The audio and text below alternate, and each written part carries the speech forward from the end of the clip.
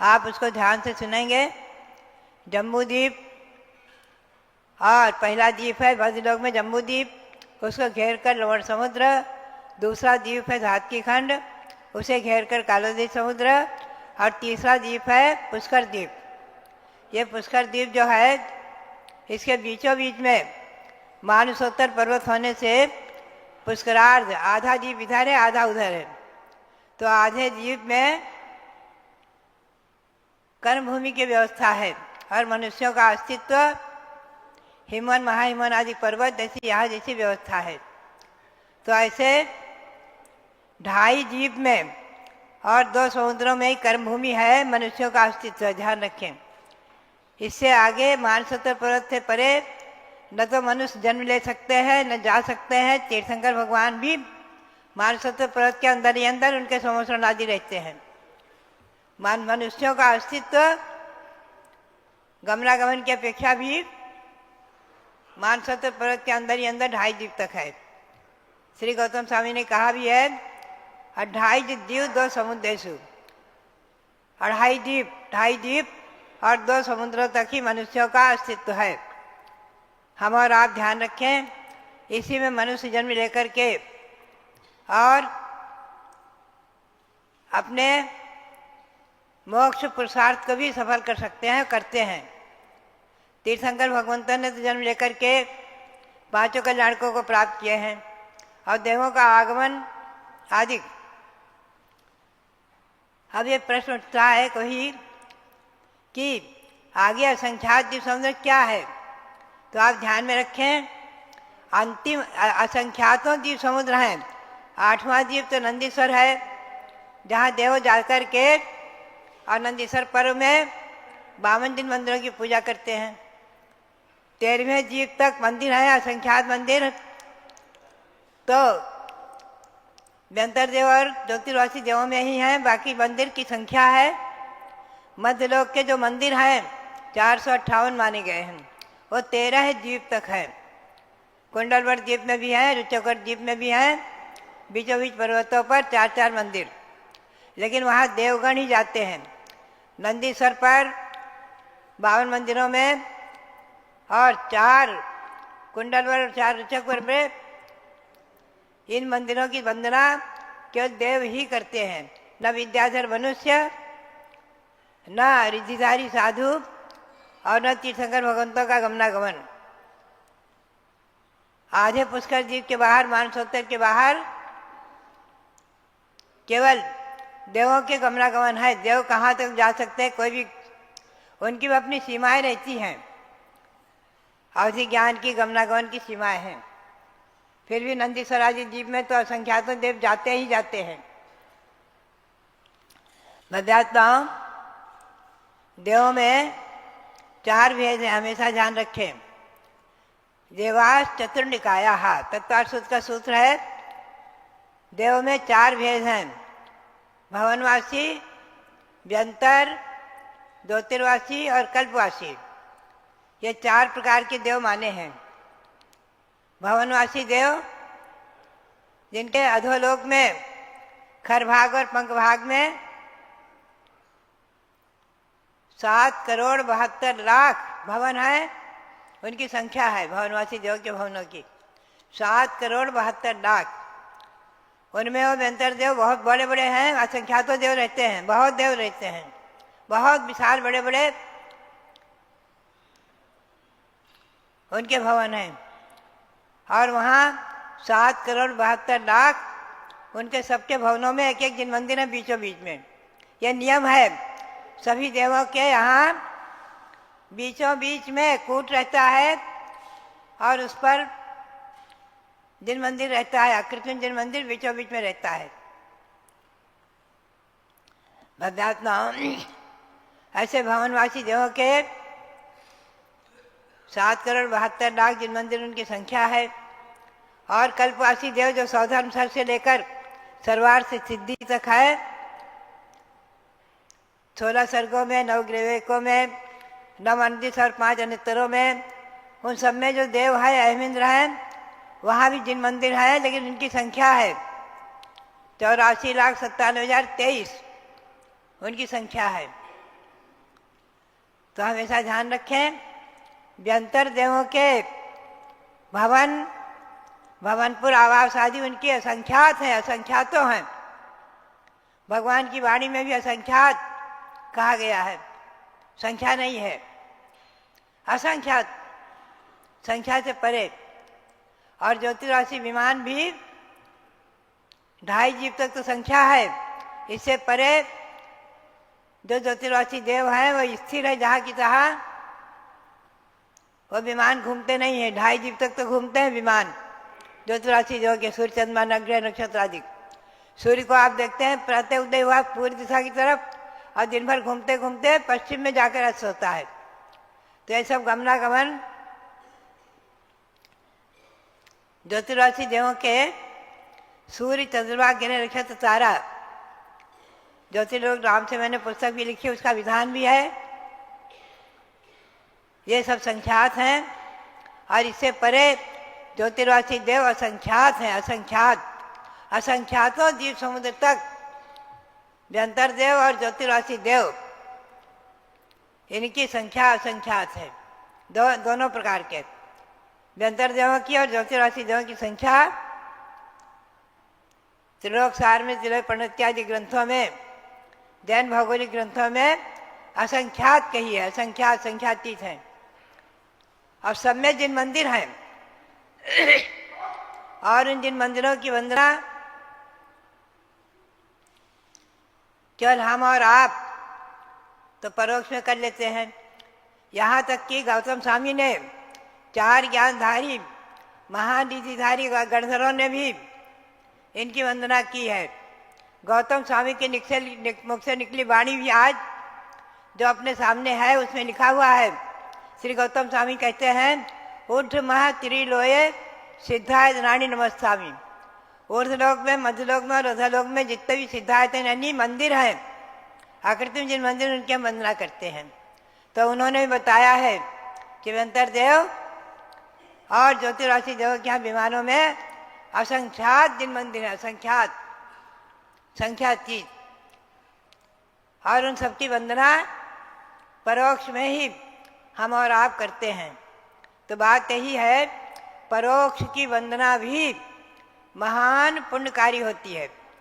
आप यहाँ बैठे बैठे सम्यक शिखर की वंदना परोक्ष में करें तो भी महान पुण्य होगा। साक्षात वंदन करने का जो पुण्य है आज जो आप पहुँच सकते हैं इसलिए उसका पुण्य अनुभव तो है ही है, लेकिन परोक्ष वंदना का भी पुण्य होता है। लेकिन जहाँ जा ही नहीं सकते उन मंदिरों की वंदना तो परोक्ष में ही होती है।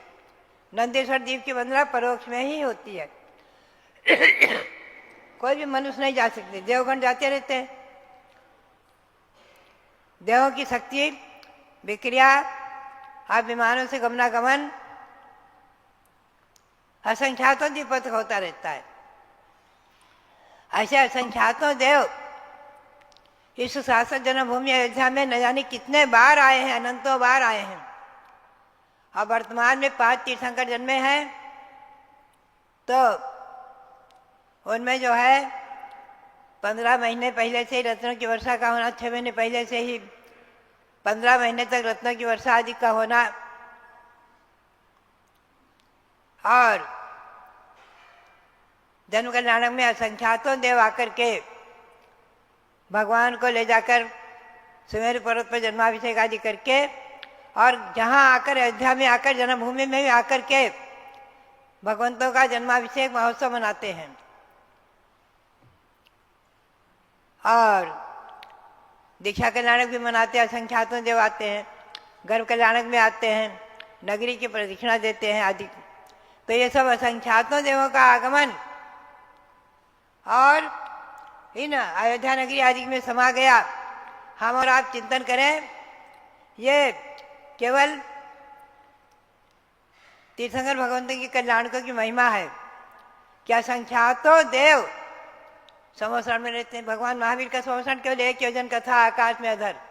1 योजन, 1 योजन यानी 4 कोस, 8 मील का। और उसमें असंख्यातों देव अपने अपनी सभा में बैठे थे। असंख्यातों देव, असंख्यातों देवियां अपनी अपनी सभा में थे।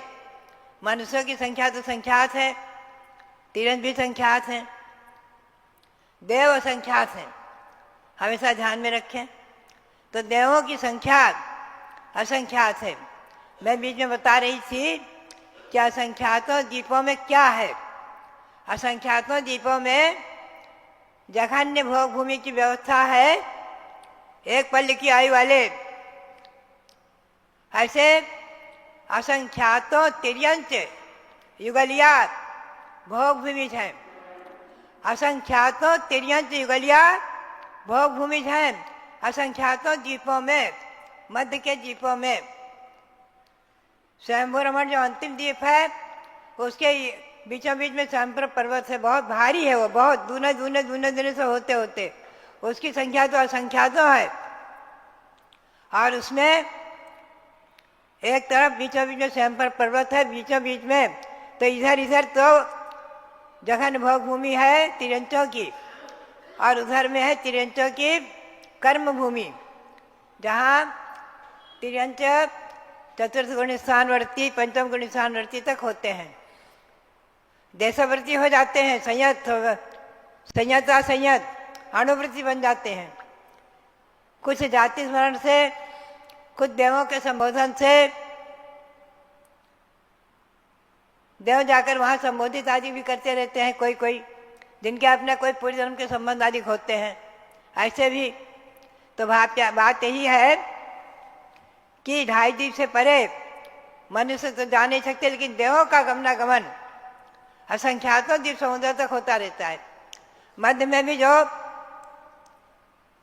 असंख्यातों द्वीपों तक भोग भूमि तिर्यंच है युगलिया, कभी कभी उनको भी देवों के संबोधन से, कभी जाति स्मरण से सम्यक दर्शन हो जाता है। कोई देव जाकर संबोधित कर दे, मुनि तो जा नहीं सकते, रिद्धिधारी भी, और न वो आ सकते यहाँ, वो भूमि जा भी नहीं सकते तिरंज आदि।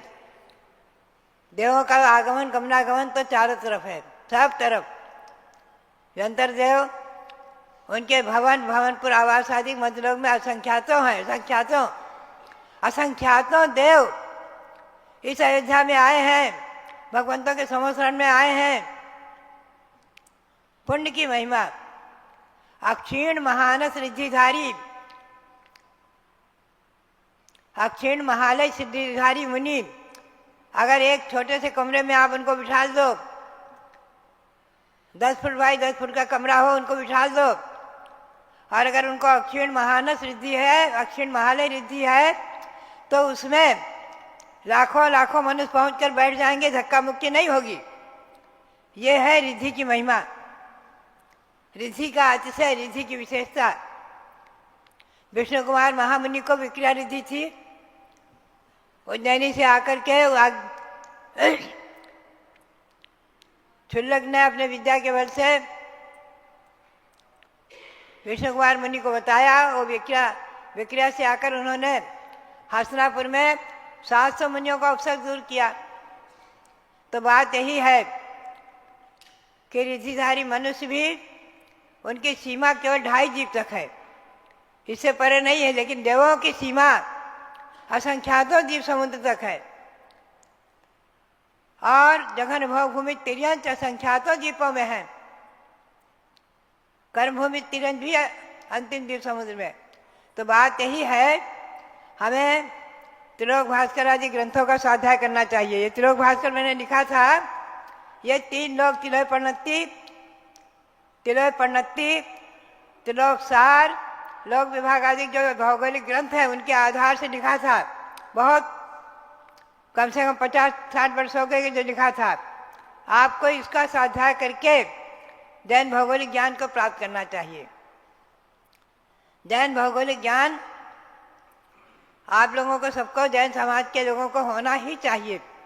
जैन ज्योतिर्लोक का ज्ञान, जैन भौगोलिक ज्ञान, जैन ज्योतिर्लोक भी पुस्तक मैंने लिखी है। इन सब पुस्तकों को पढ़ करके इनका ज्ञान प्राप्त करें। और प्रथमान योग, करणान योग, ये सब करणान योग है।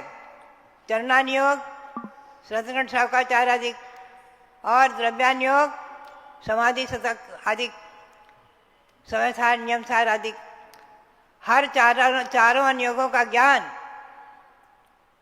आप प्राप्त करें, स्वाध्याय करें, यही मेरी प्रेरणा। और सबके लिए बहुत बहुत मंगल आशीर्वाद, बहुत बहुत मंगल आशीर्वाद। भगवान मुंशीव्रत नाथ को और नमन करते हुए, राजगृही को नमन करते हुए, भगवान सबदेव के चरणों में अनंत अनंत नमन, और भगवान महावीर स्वामी को भी नमन, जिनके शासन में हम और आप आज अहिंसा परमो धर्म का ध्वज ऊपर किए हुए हैं, जैन शासन की प्रभावना कर रहे हैं, जैन शासन में रह रहे हैं और भगवंतों के कल्याण आदि मनाकर अपनी भावी पीढ़ी को बता रहे हैं कि भगवान महावीर जैन धर्म के संस्थापक नहीं है। जैन धर्म की स्थापना किसी ने नहीं की है, शाश्वत अनादि निधन जैन धर्म है। ये सब लोग हमेशा ध्यान में रखें। इसी भावना को भाते हुए, कहते हुए और भगवंतों को नमन करते हुए आप सबके लिए बहुत बहुत मंगल आशीर्वाद। जो लोग